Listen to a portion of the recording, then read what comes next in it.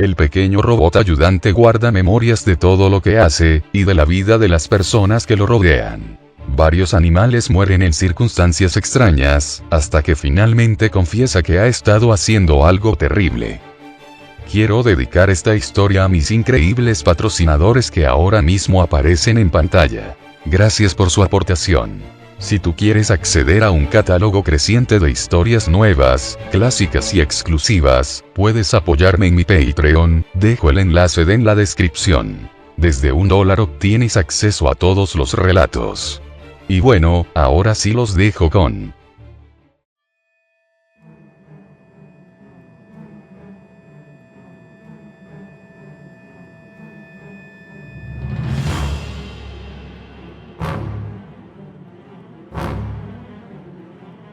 Pensamiento artificial.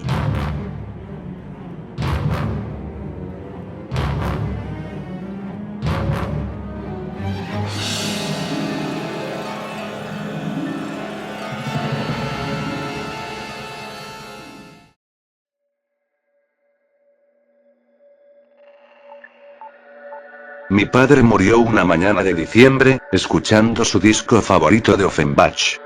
Se fue apretando los ojos y los puños, como si no quisiera dejar escapar a su alma, aferrándose al último reducto que le quedaba. Tenía el mismo gesto agrio de toda la vida, el que ni el afecto, ni la misma muerte pudieron cambiarle.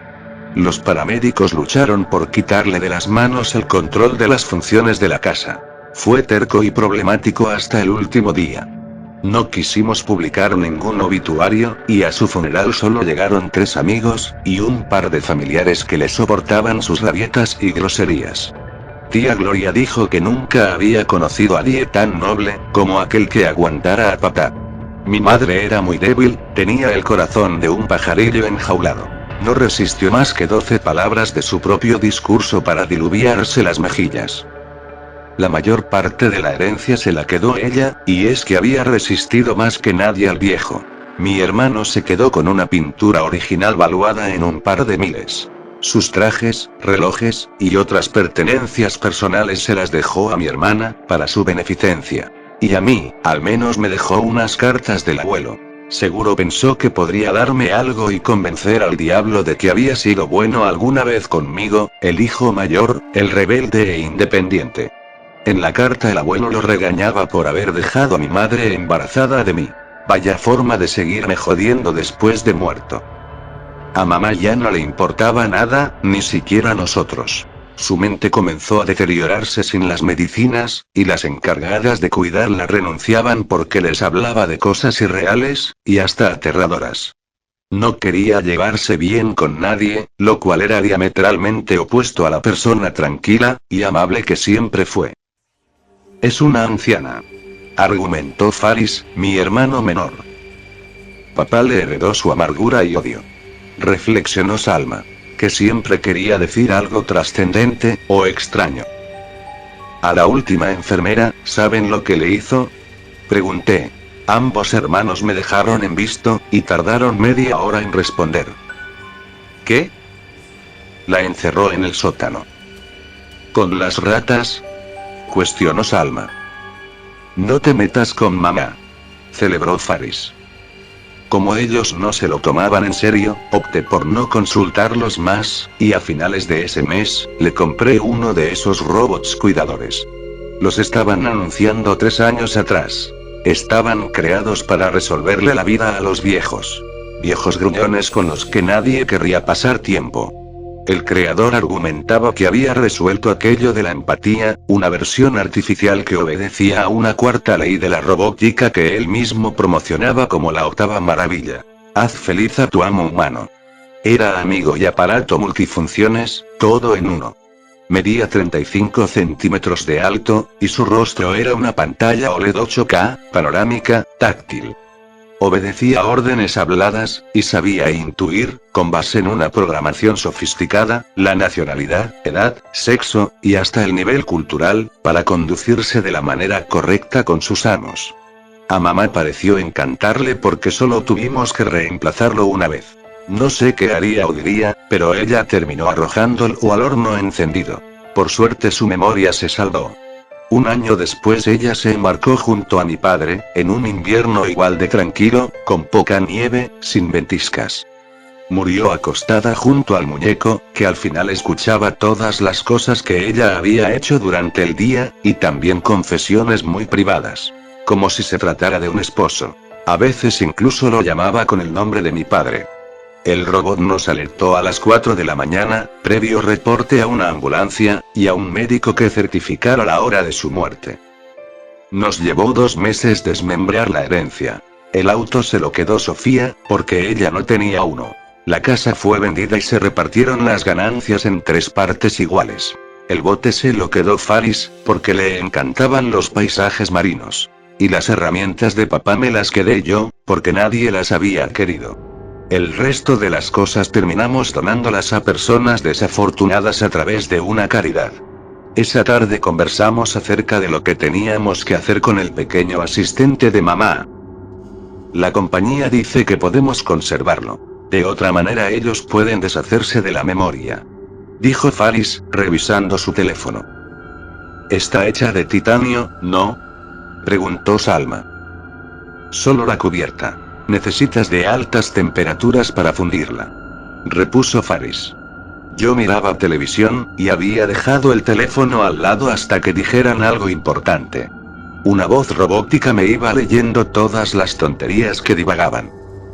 Al final decidí que yo me quedaría con el muñeco. Si guardaba las últimas memorias de mamá, sería como tenerla a ella. Salma se había quedado con sus cenizas, pero yo juzgaba mejor guardar la parte intangible. El acceso a su mente. Lo recibí por paquetería una semana más tarde. No lo activé, opté por exhibirlo en la repisa. Me daba miedo enterarme de algo extraño, o demasiado íntimo. Y si lo tenía deambulando por la casa seguro terminaría preguntándole, ¿qué tanto le contaba en esas charlas de dormitorio, antes de dormirse? Mi novia regresó a vivir conmigo un año después de que se fue a estudiar al extranjero. Pausó sus estudios para darle a lo nuestro una segunda oportunidad. No me molesta confesar que yo fui el culpable de la ruptura. Hay algo en mí que aleja a los demás. Una especie de alambre de púas interior. La ausencia había refrescado nuestra relación, dejándonos casi como al comienzo. Agarrarse de las manos, hablar del futuro, y besos furtivos en cada esquina. Somos como los extremos de 2 resortes que separas, y luego se juntan con fuerza. Reflexionó ella acariciándome el pecho con el dedo. Luego se vuelven a separar y regresan naturalmente a su posición inicial. Me levanté del sofá y traje una hoja de papel grande. La acomodé en la mesita y le pedí que jugáramos a organizar a la gente que podríamos invitar a nuestra boda. No es que planeáramos casarnos, pero nos gustaba clasificar a nuestra familia y conocidos. Por el simple hecho de criticarlos. Ella tenía un empleo agradable, al otro lado de la ciudad, y yo casi no salía de casa. Escribía reseñas de películas y series para un periódico local. Me la pasaba sentado mirando televisión, y sentado escribiendo. No me sentía artístico para nada. Más bien un tipo gruñón que a veces no estaba de acuerdo con nada. Criticaba el arte, sin ser artista. Eso me amargaba. Casi nunca leía los comentarios de mis reseñas, pero a veces me picaba la curiosidad. Este tipejo está rancio en su apreciación de la cultura actual. Criticas al crítico. ¡Qué madurez! Pensé. Esa tarde Olivia quiso que encendiéramos el robot ayudante de mi madre. Dijo que los había visto en la televisión, y que le daba mucha curiosidad ver cómo se comportaría uno de ellos. Su amiga había comprado uno para su tío, que ya no tenía movilidad en los brazos. Otro señor amargado al que nadie soportaba. Me estuvo rogando todo el día, a pesar de que le conté el miedo que me daba conocer todos los secretos de mi madre. Sin embargo, al ver su carita de ilusión por fin acepté. Jack, como se llamaba el robot, se iluminó con varias luces de todo su cuerpo antes de encender el monitor. 2 grandes ojos se abrieron, ocupaban casi toda la pantalla. Se incorporó usando los brazos, y luego vibró. Disculpen por eso. Me cuesta trabajo despertar de sueños tan largos. ¿En qué les puedo servir? Preguntó. ¿Qué soñaste? Cuestionó Olivia. Con el espacio, me gusta mucho el universo. Las galaxias, los planetas, cometas, y el polvo cósmico de varios colores. También las grietas de luz, y los agujeros negros. Expuso.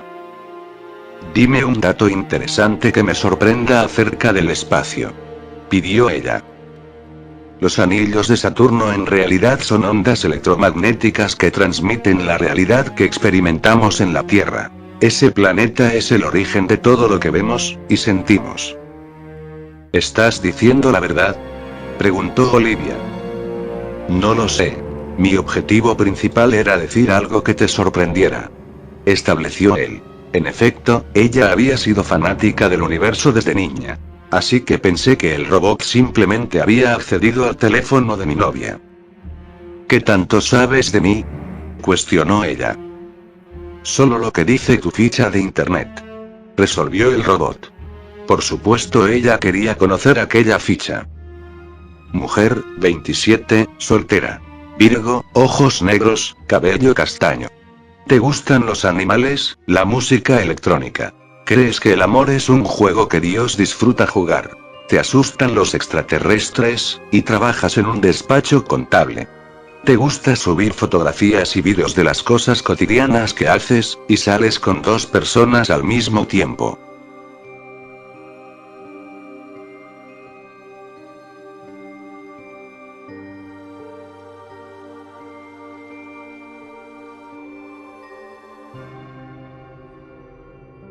Enterarme así no fue lo peor, sino que el robot le contó que yo había asesinado presuntamente a alguien.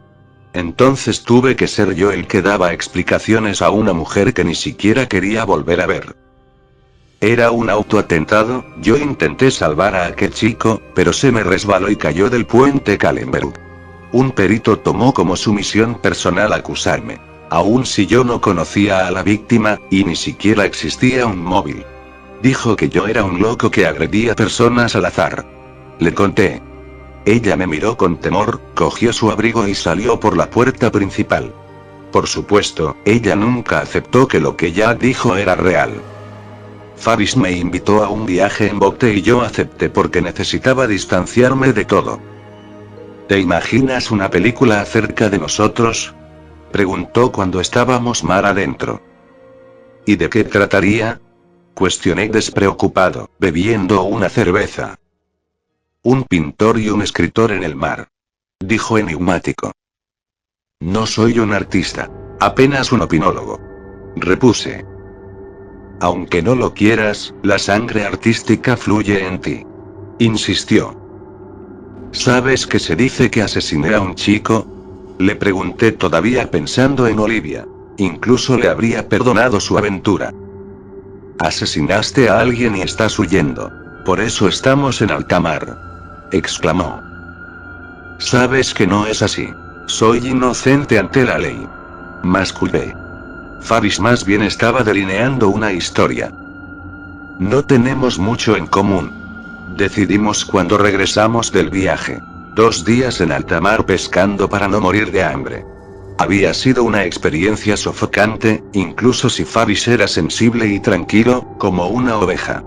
Le gustaba estar solo, igual que a mí, pero comía menos que yo, y siempre me dejaba decidir lo que íbamos a hacer.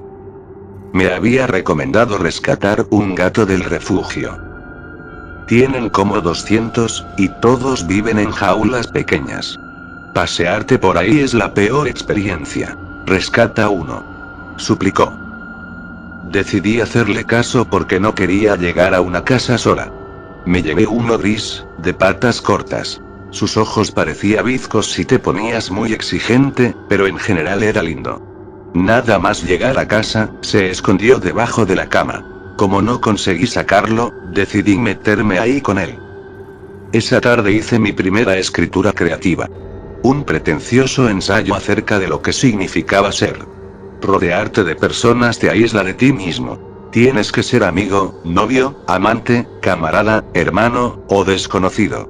Y cada seudónimo que te dan las personas que te rodean, son pedazos de ellos, de su piel. Remiendos que te convierten en un Frankenstein de la personalidad.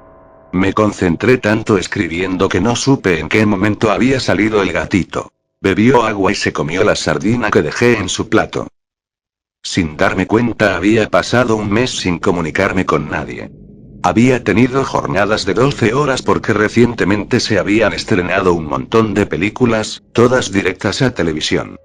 Casi no salía de casa, lo más al jardín para jugar con mi gatito. No necesitaba salir, me traían la comida, y toda la diversión que necesitaba se encontraba en las pantallas de un montón de aparatos. Gracias a la realidad virtual podía visitar museos, parques, y los destinos turísticos más populares. Mi casco tenía 12 años, era de tercera generación, pero seguía funcionando muy bien. Sin pensarlo formaba parte de un experimento en el que cortaba lazos con el exterior.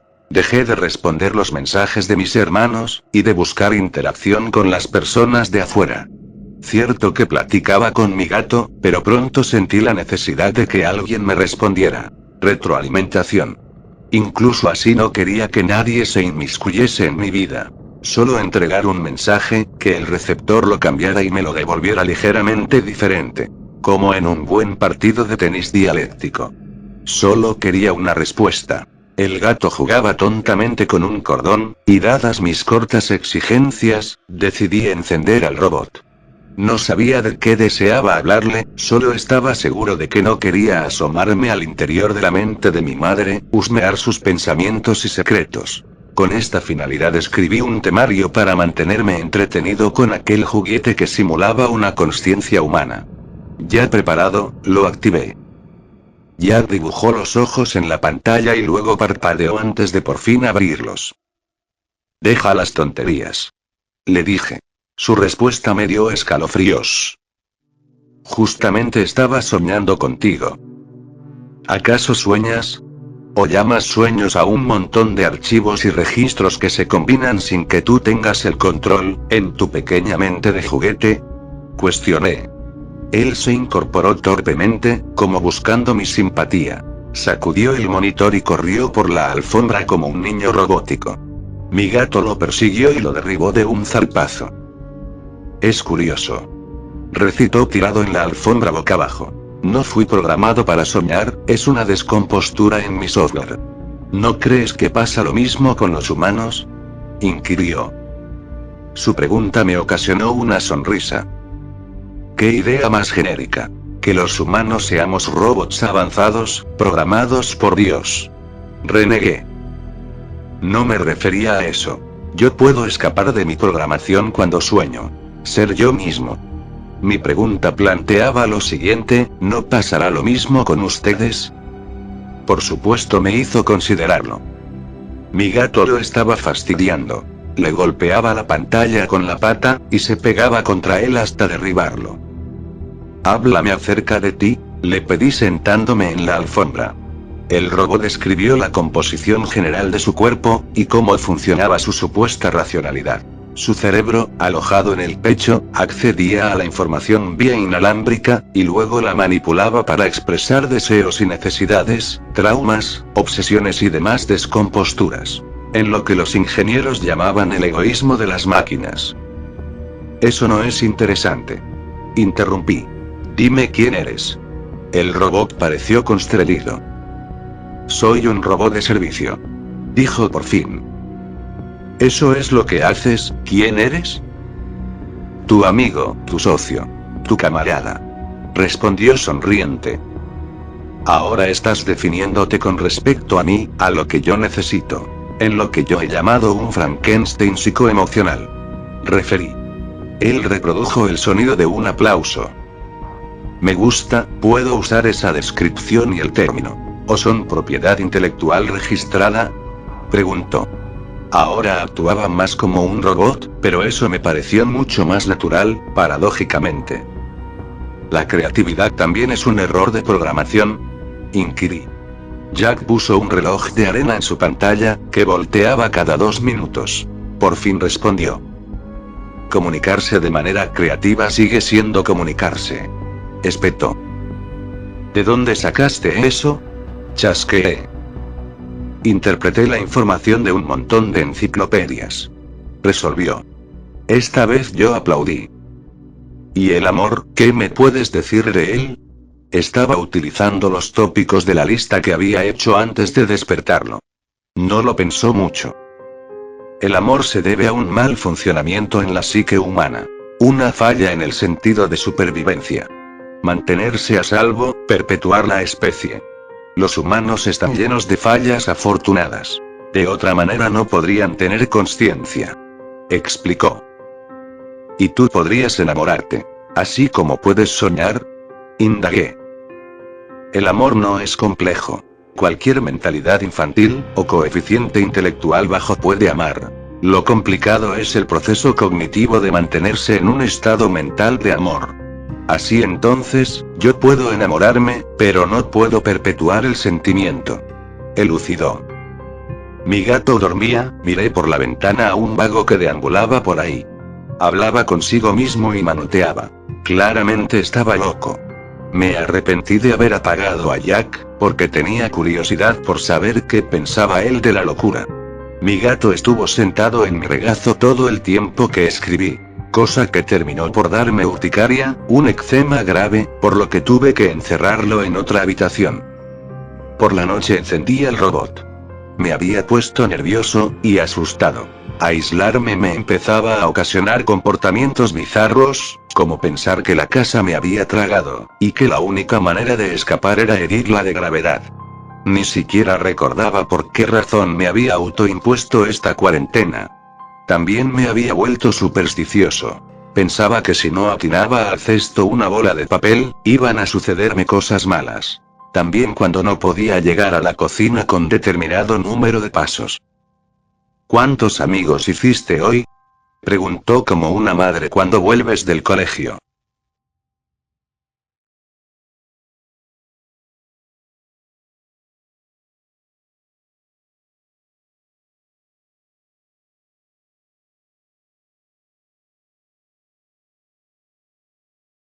No quiero amigos. Resolví. Necesitas interactuar con gente. La psique humana se descompone en la soledad. Advirtió. ¿Por qué necesitamos gente? ¿Qué papel cumplen? Cuestioné. Las personas son como espejos, los necesitas para verte. Indicó. Pero, la gente no se enferma por no verse al espejo. De hecho, a mí no me gusta mirarme. Veo todos mis defectos. Masculé. Un hombre pasó 3 meses sin poder mirarse en un espejo. Su mente se deterioró tan rápido que ya no sabía ni quién era, decía que estaba prisionero adentro de una carcasa humana. Narró con frialdad. Como insistió en mandar mensaje a algunos de mis contactos para que cualquiera de mis conocidos y familiares vinieran a verme, decidí apagarlo. Se me hizo costumbre encenderlo todas las tardes, para conversar. Hablábamos de política, de salud, o de las películas que nos gustaban. La última de Multiversos se me hacía una gran estafa, pero él defendió su dirección. Si yo me encaminaba en una dirección, él tomaba el bando opuesto, la cosa era discutir. Eso lo hacía divertido. Encontré a mi gato muerto uno de esos días. Estaba tieso sobre la alfombra.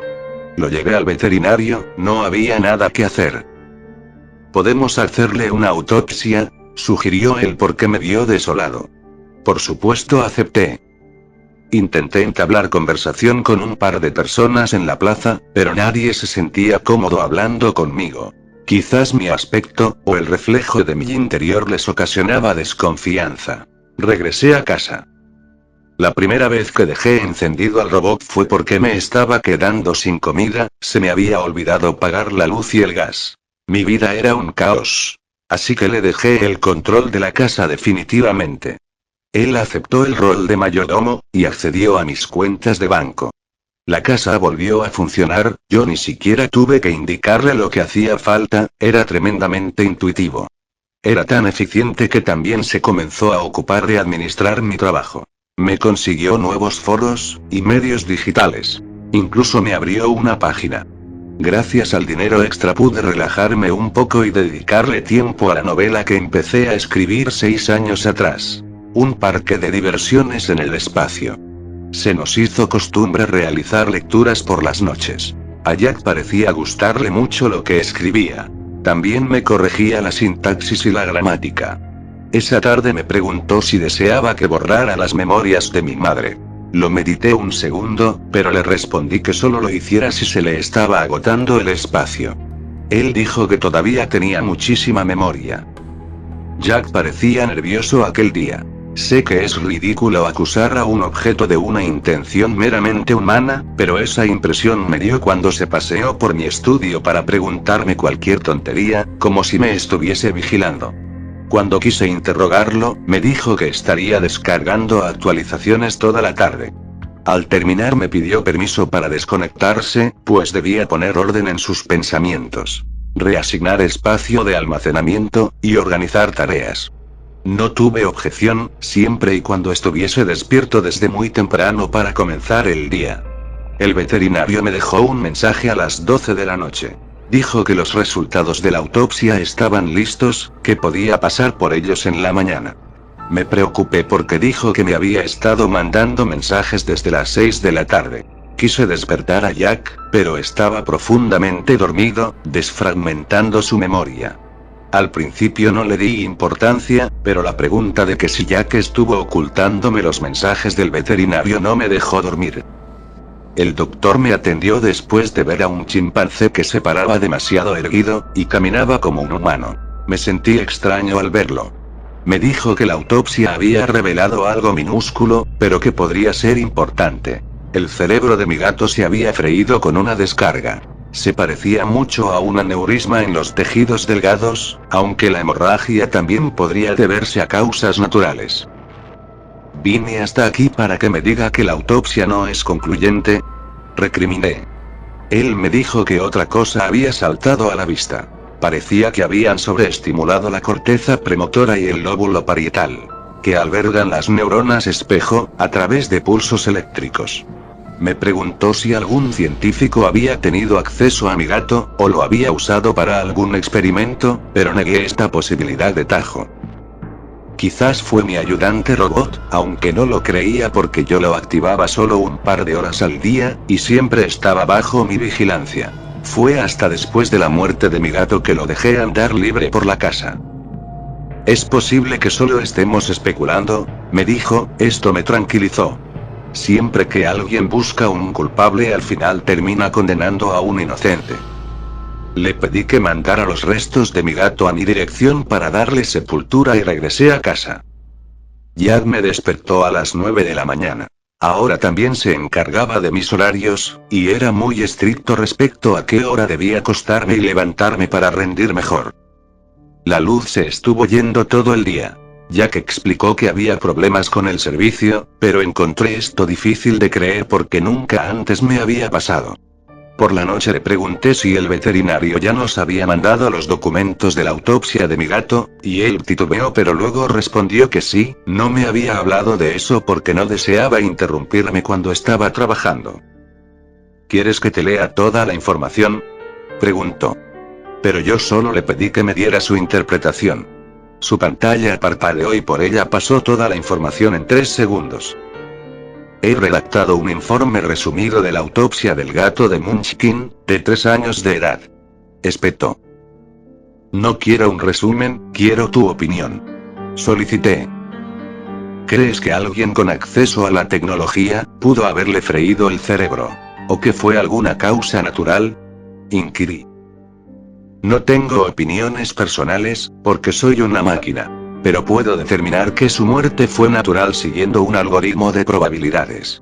Expuso. Los animales se abren camino entre las memorias para adquirir una personalidad, adaptándose a sus dueños. Es común que al morir, y si se realiza un análisis exhaustivo, encontremos daño en sus neuronas espejo. Porque ellos fuerzan la empatía. Diría que ser mascotas es antinatural para ellos. Su explicación me sonó a una vil excusa. Cada vez estaba más seguro de su implicación. ¿Tú no asesinaste a mi gato, o sí?, interrogué. No, eso sería una violación de mis protocolos. No dañar seres vivos directa o indirectamente. Yo fui creado para servir. Esa tarde hice que un técnico viniera a revisar al robot ayudante. Él determinó que todo estaba bien. Dijo que ya cooperaba de acuerdo a todos los protocolos, y tenía las más recientes actualizaciones. Se regía por la ley de la robótica, a la ética mecánica, y a la ley de moralidad. Su testimonio fue suficiente para tranquilizarme y olvidar todo el asunto. Antes de irse me dijo que si alguna vez tenía problemas con aquel pequeño robot, aplicara el código AJ 2616. Lo que lo obligaría a desactivarse. Le pregunté si conocía de alguien que ya hubiese tenido problemas con este modelo, y él echó a reír. Es el robot más inofensivo que producimos. Tanto por su tamaño, y porque no posee mecanismos, ni armas. Además sus protocolos son precisos e irrenunciables. Su diseño ergonómico, redondeado, con brazos cortos y torpes, lo hacían seguro por sí mismo. Tranquilo, no tiene de qué preocuparse, dijo, tomó su maletín y se fue. Por la noche me sorprendió recibir varios mensajes de la NASA. Por supuesto pensé que se trataba de una broma, o una estafa. Pero las ligas me dirigían al sitio oficial. Un tal Bill Nelson me pedía que diera una buena reseña a la más reciente película que iba a estrenarse, en donde un grupo de astronautas debe evitar que la Luna choque con la Tierra. La productora me había invitado a verla antes de su estreno. Le respondí que la película era un fraude, llena de agujeros en la trama, y un guión perezoso y ridículo. El supuesto director de la NASA procedió a amenazarme. Si publicaba una mala reseña para esa película, que parecía muy importante para promocionar las actividades de la central espacial, iban a tomar acciones legales contra mí. Me sorprendió seguir recibiendo amenazas e insultos, pero no tuve miedo, estaba decidido a decir lo que pensaba sin que una agencia del gobierno me limitara. Jack me ayudó a rastrear a una chica de mi pasado. Le platiqué que estaba perdidamente enamorado de ella durante la escuela. Él se obsesionó más con encontrarla que yo. Cuando lo hizo, me preguntó si quería que le mandara un mensaje para comenzar una conversación. Le dije que no deseaba entablar una conversación todavía. Lo que sí quería era monitorearla, le pregunté si podía acceder a las cámaras y micrófonos de sus distintos aparatos. Jack me leyó sus protocolos, y las leyes estatales, para después negarse a invadir su privacidad. Aún así, me sugirió acceder a las cámaras de vigilancia alrededor su casa, para al menos mostrármela de lejos. Dijo que podría justificar la intromisión como parte de un protocolo de vigilancia ciudadana, que tenía varias áreas grises en la legislatura y en su propia programación. Hacer esto le llevaría tiempo porque tenía que revisar las denuncias de delitos de aquella zona, y así poder obtener un permiso del condado para monitorear la zona.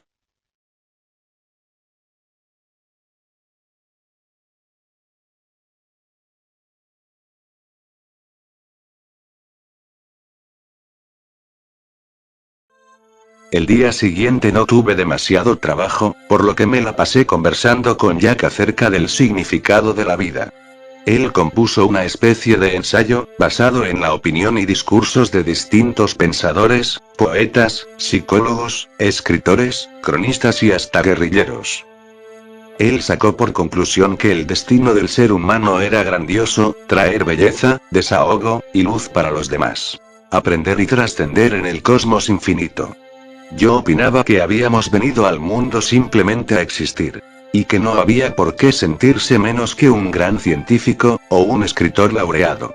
Con el simple hecho de vivir, y tener hijos, ya habíamos cumplido nuestra misión. Si nos basamos en este postulado, nadie valía más, nadie podía echarle en cara a otros que estaban desperdiciando sus vidas. Porque el único significado de la vida era vivirla. Él respondió que mi análisis era muy pobre, y que los primeros pensadores ya habían llegado a esta conclusión.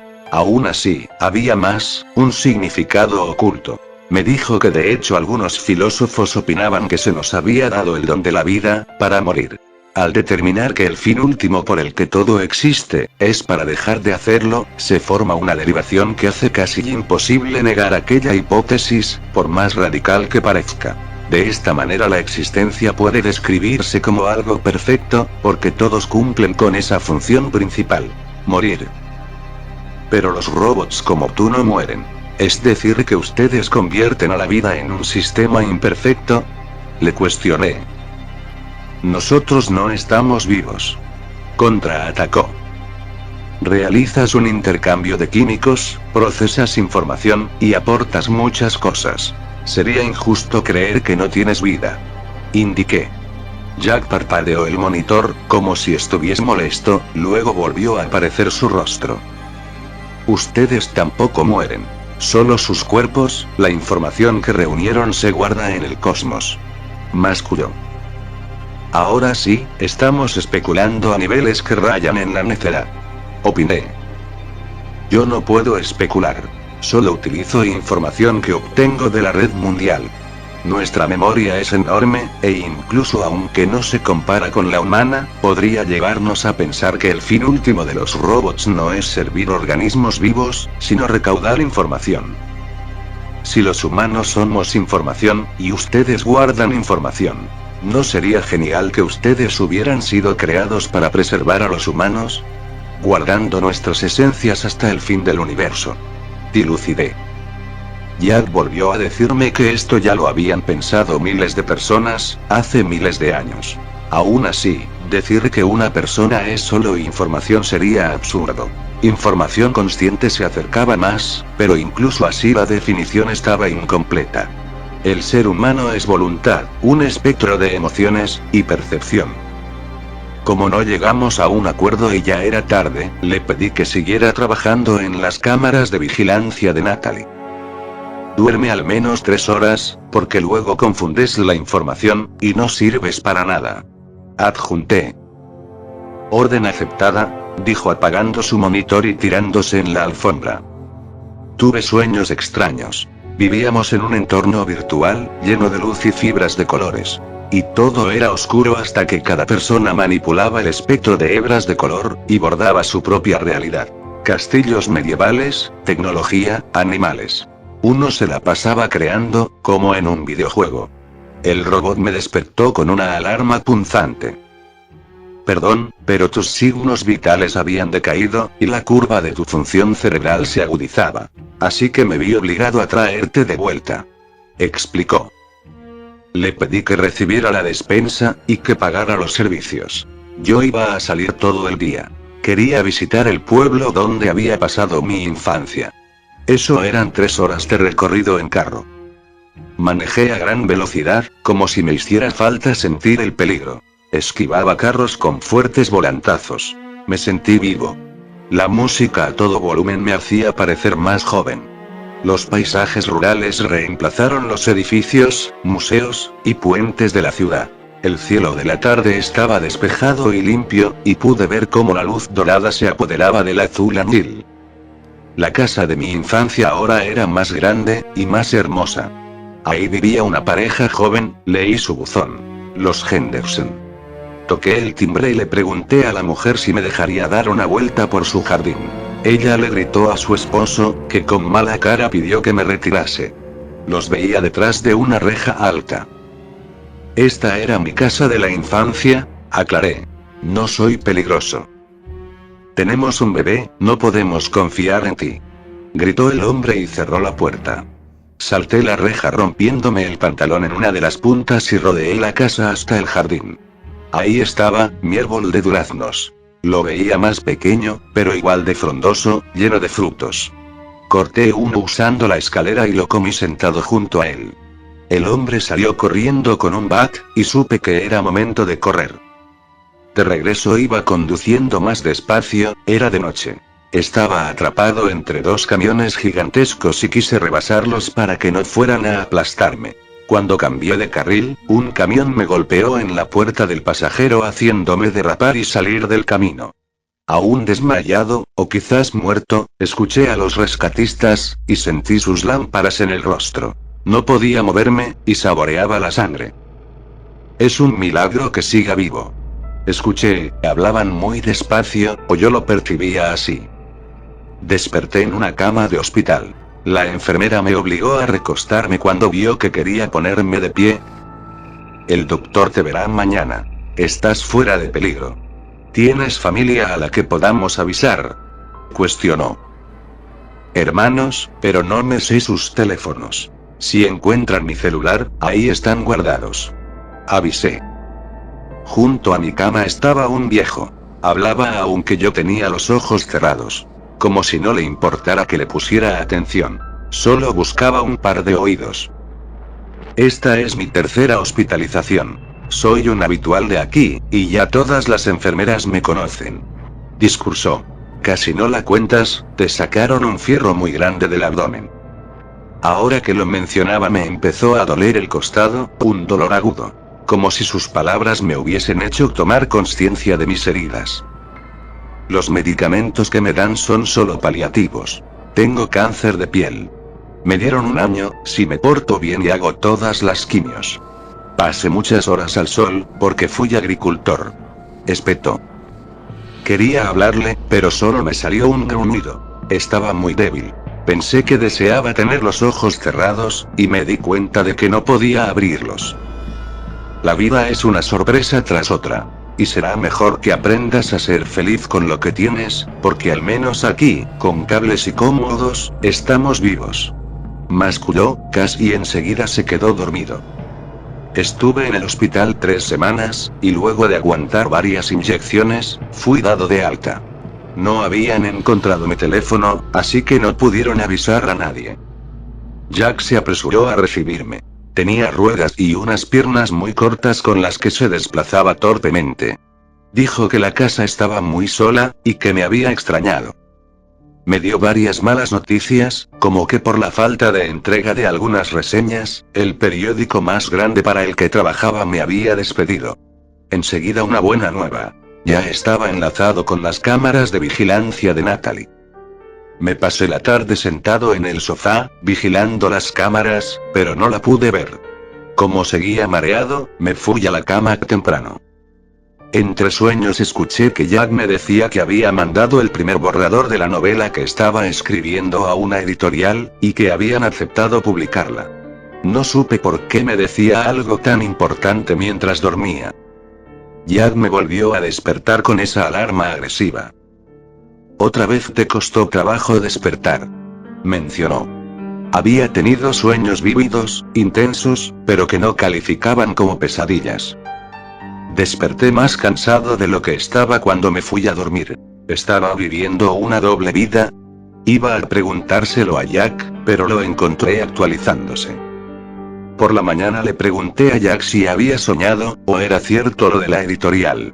Él respondió que era cierto. Me emocioné tanto que me puse a escribir toda la tarde. Jack estaba envejeciendo porque necesitaba conectarse a la luz cada 3 horas. ¿Necesitas un cuerpo nuevo, no? Le pregunté. Él no quiso responder, tal vez le ganó el orgullo. Solo descansaba para espiar las cámaras de vigilancia. 16 ojos que recorrían el camino de Natalie, de su trabajo a su casa. De nuevo no pude verla.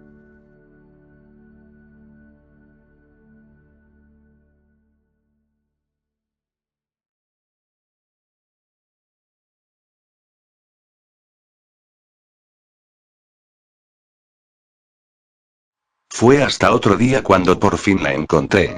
Iba de la mano con un hombre alto de gabardina. Se acercaron a un faro y empezaron a besarse. Le pedí a Jack que apagara su monitor, pero que no se durmiera. Alguien tocó a la puerta.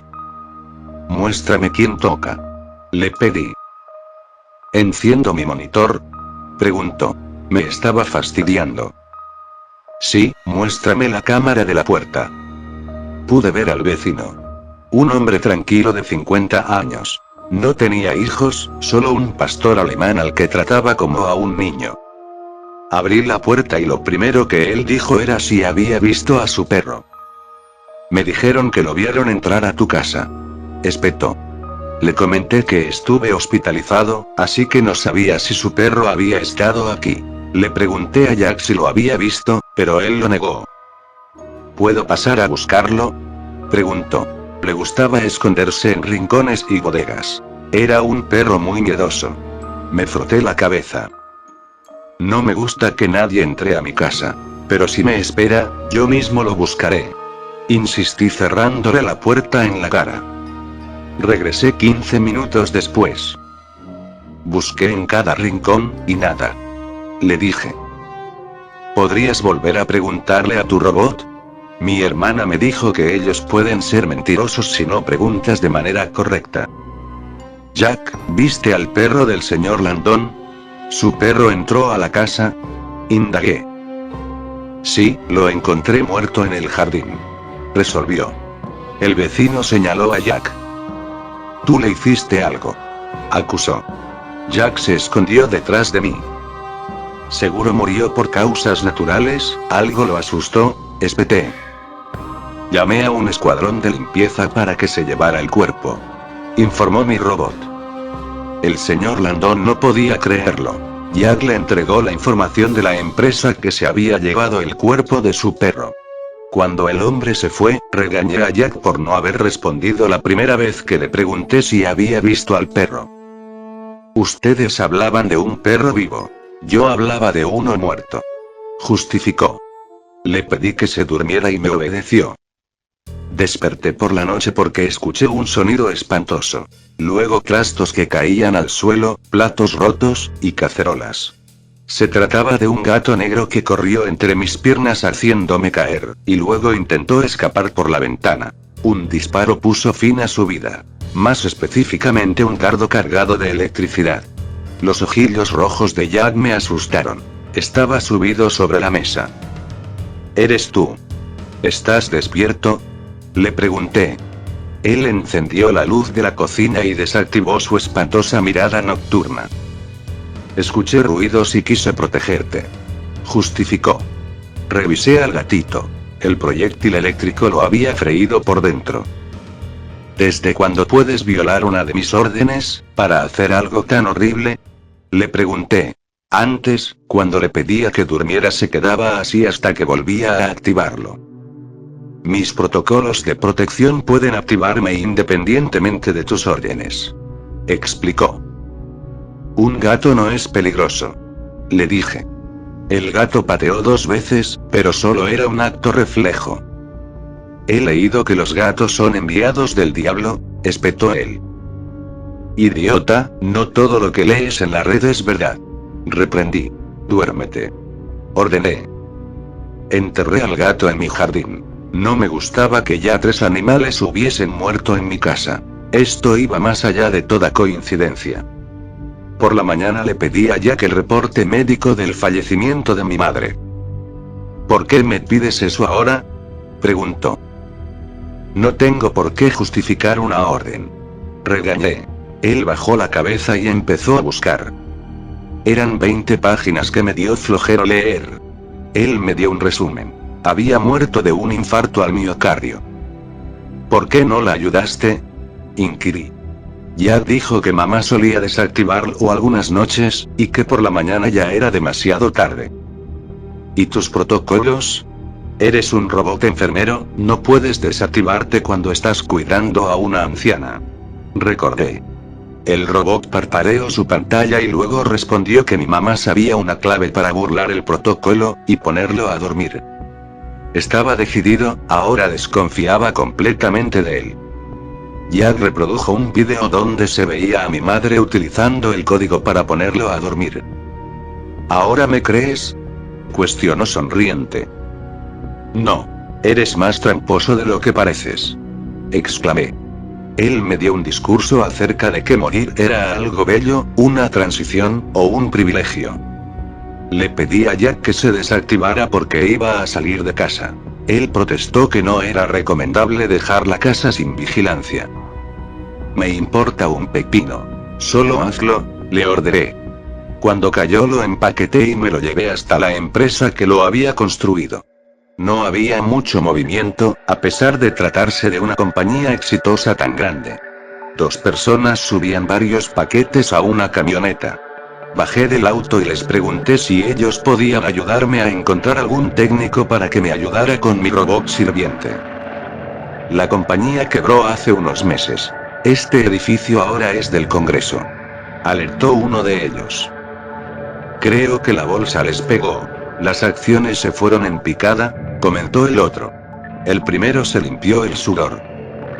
Yo escuché otra cosa. Que los mismos robots se rebelaron y manipularon las acciones para que la empresa se fuera a la quiebra. Esos son chismes sin fundamento, reprendió el segundo.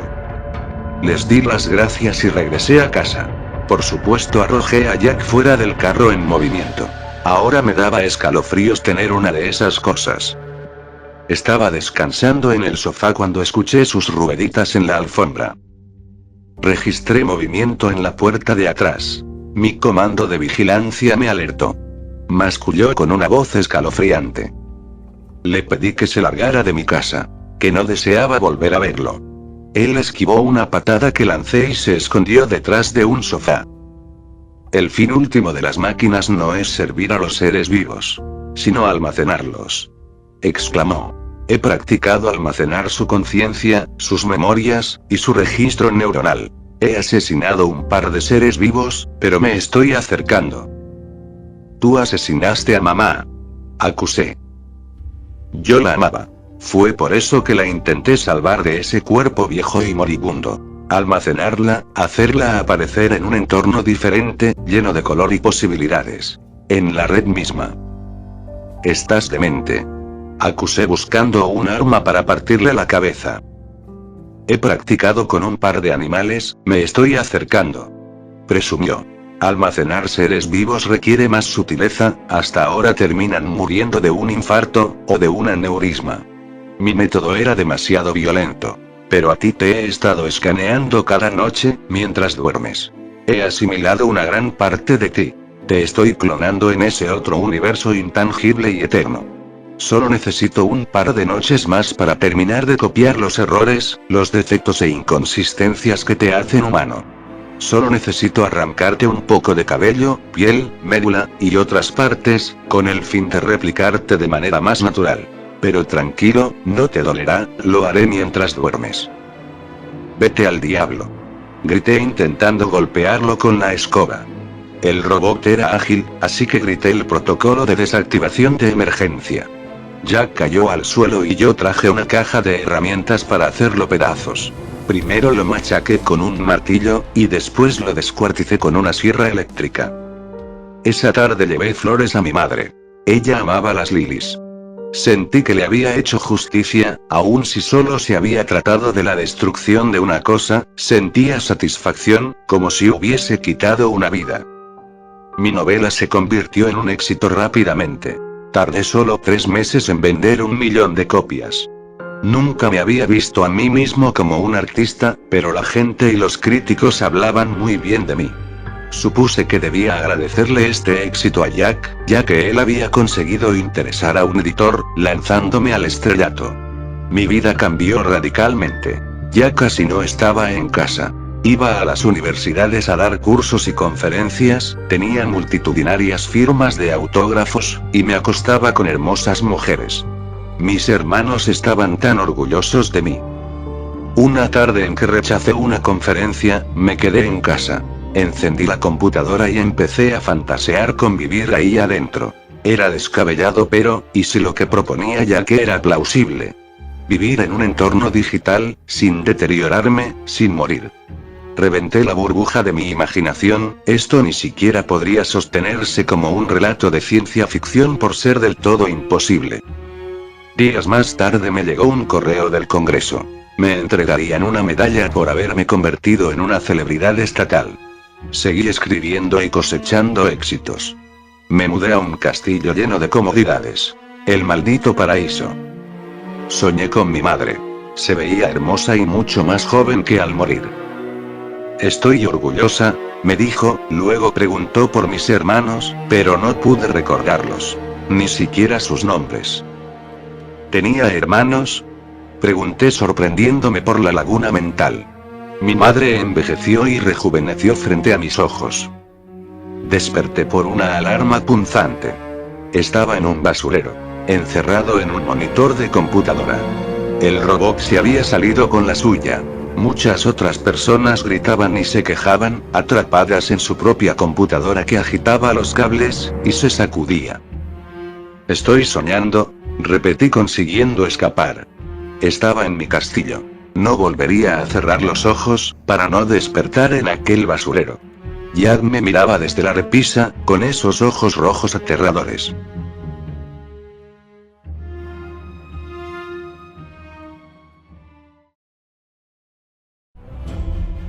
Así termina esta historia. Espero que les haya encantado, o que al menos los mantuviera entretenidos un rato. Me gustaría leer sus comentarios, preguntas, y saludos. En menos tiempo del que piensan estaré de nuevo entre ustedes con un relato completamente nuevo, y las continuaciones que tanto esperan. Los quiero, cuídense mucho. Les mando un beso a mis bellas suscriptoras, un abrazo a mis hermosos suscriptores, y a mis patrocinadores, La Esperanza. Adiós.